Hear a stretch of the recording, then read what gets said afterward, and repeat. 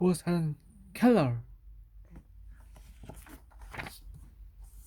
Contents. Who was Helen Keller? Early years. Dark years. Helen teaches herself a way of hope, and Sullivan arrives. Years at Perkins. Years in New York. Cambridge years. College years. All grown up. Who was Helen Keller? Helen Keller. Born more than 100 years ago. Helen learned to speak and read and write. To speak and read and write. Those may not sound like great accomplishments, but Helen Keller was both deaf, and blind. Imagine that your ears are stuffed with cotton. You can't hear anything, not even someone shouting. A blindfold covers your eyes. You can see anything.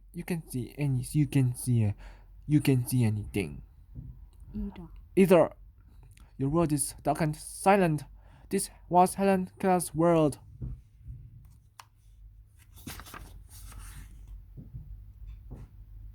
When Helen grew up, few deaf people learned how to speak.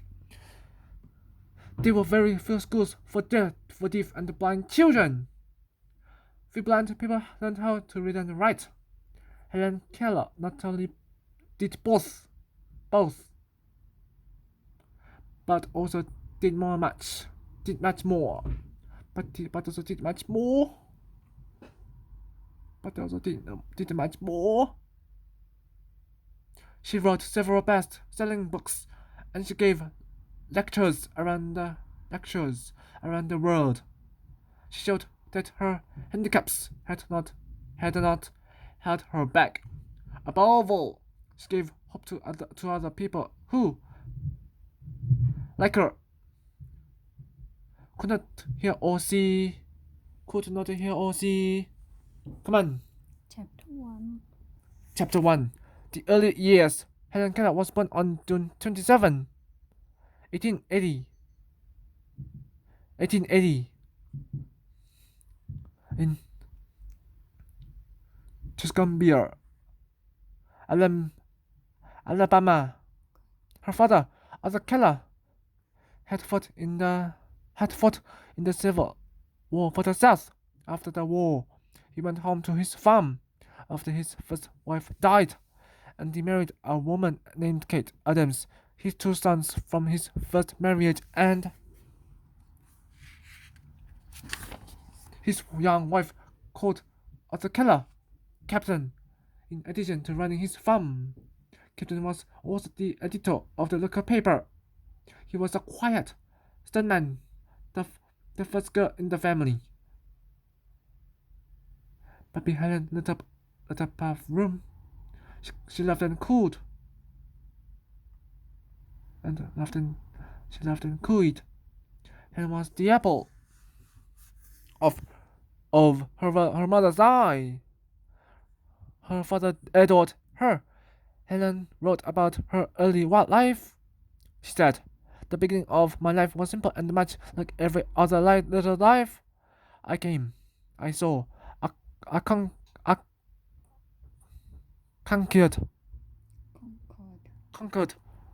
as the first baby in the family always does. Helen was smart."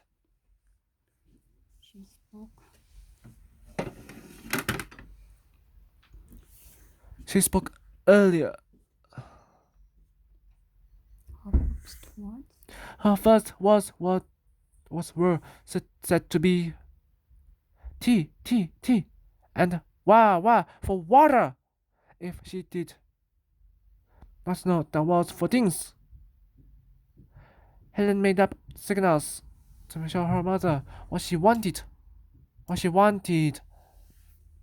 She learned to walk at an early age. Soon, Helen was racing around the house. Then, before she was 2 years old, Helen became sick, very sick. She ran a very high fever. At that time, there were few medicines to cure sickness. The doctor thought that Helen would die. Then, suddenly, the fever broke. Helen slept peacefully. Her family rejoiced. Their golden daughter was fine again. But Helen wasn't fine. But Helen wasn't fine. But Helen wasn't fine. While Helen's mother was bathing her, she moved her hand in front of Helen's face. Helen did not blink. Helen's eyes stared straight ahead. Kate tried again. Kate tried again. She hoped that she was wrong, but she wasn't. Helen was blind, and that was not all. Every evening, Abel was round to call the family to dinner. Everyone heard a loud, clanging noise. They stopped what they were doing and came to dinner. But Kate noticed her Helen no longer turned her head toward the sound. Kate called to the captain and his sister Evelyn, who lived with them.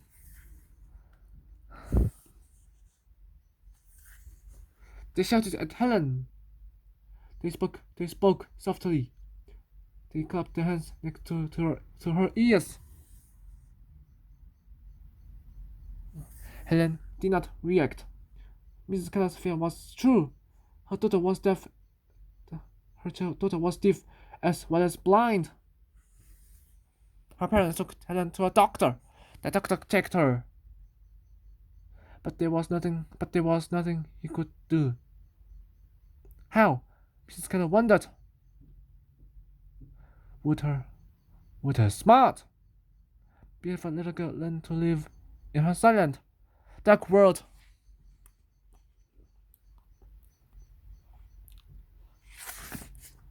Chapter 2. Dark Years. Dark years. There were no days or nights in Helen's world. She could not see the sun rising each morning, or the moon with the silver glow at night. She could not hear birds sing or crickets chirp. She lived in silent darkness. Imagine if you could not hear, see, or speak. How would you let people understand you? How would you talk? Helen was smart.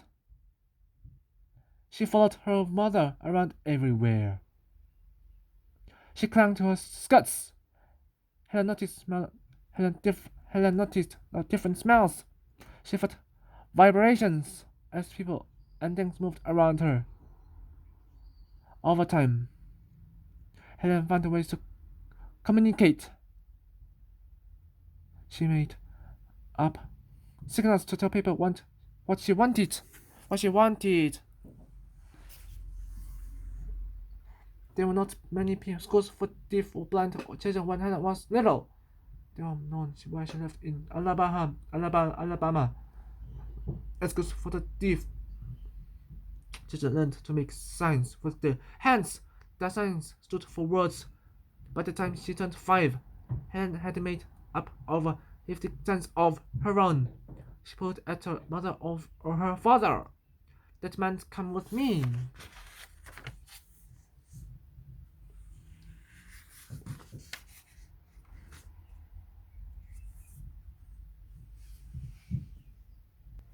She shoved them away when she wanted them to go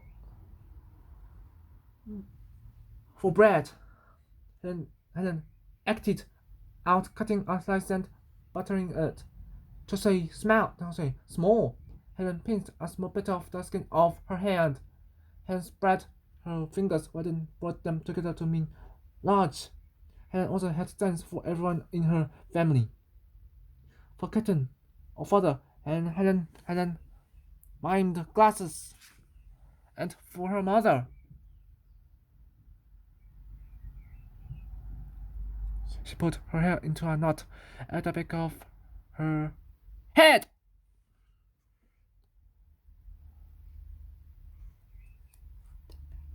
The family tried to understand Helen, but it was not easy. She had a terrible temper.